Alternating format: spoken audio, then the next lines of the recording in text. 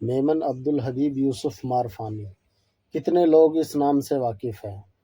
Comments کر کے ضرور بتانا۔ چلو آؤ ان کے بارے میں سمجھتے ہیں، یہ کون تھے، کہاں کے رہنے والے تھے اور انہوں نے کیا کام کیا۔ یہ بہت بڑے ویاپاری تھے رنگون کے، جو اس ٹائم میانمار میں ہیں، وہاں ان کا بزنس تھا، اور رہنے والے گجرات کے تھے۔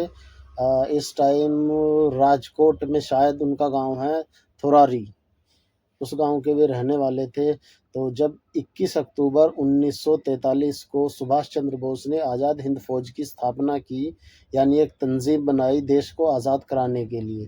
تو کسی بھی تنظیم کو چلانے کے لیے پیسوں کی ضرورت ہوتی ہے، لوگوں کی ضرورت بھی ہوتی ہے۔ تو سبھاش چندر بوس جی کے آہوان پر، ان کے کہنے پر، جب انہوں نے لوگوں سے کہا کہ دیش کو آزاد کرانے کے لیے خرچ بھی ہوگا، پیسہ بھی لگے گا، ٹائم بھی لگے گا، لوگوں کی ضرورت بھی پڑے گی، تو میمن عبدالحبیب یوسف مارفانی، انہوں نے جو بھی ان کے پاس کیش تھا، جتنی بھی پراپرٹی تھی، سب کچھ لا کر کے 1,03,00,000 یہ سبھاش چندر بوس جی کو دے دیا۔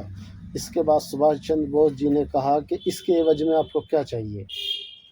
انہوں نے کہا صرف 2 ڈریس آزاد ہند فوج کی۔ سبھاش چندر بوس جی نے کہا کہ آزاد ہند فوج نے ایک بینک بنایا ہے جس کا نام ہے آزاد ہند بینک، آپ اس کو ڈائریکٹ کیجئے، اس کی دیکھ بھال کیجئے۔ اس کے بعد اس کو حبیب یوسف مارفانی کو ڈائریکٹر بنا دیا گیا، اور پہلا سیوک ہند، بھارت کا پہلا سیوک ہند کا جو تمغہ تھا سبھاش چندر بوس جی نے ان کو دیا۔ اور آج تک میں نے اس شخصیت کا نام ایک بھی کتاب میں نہیں پڑھا ہے۔ میں پوسٹ گریجویٹ ہوں، میں نے آج تک کسی بھی کتاب میں عبدالحبیب یوسف مارفانی کا ذکر نہیں سنا۔ اور ان کے جو بچے تھے، جو ان کے گرینڈ سن تھے، جو ان کی نسلیں تھیں، انہوں نے تھوراری گاؤں کو اندر ایک سڑک بنانے کے لیے بی جے پی سرکار سے انہوں نے اپلیکیشن لگائی، لیکن آج تک ان کے نام سے ان کے گاؤں میں ایک سڑک تک نہیں بنائی گئی۔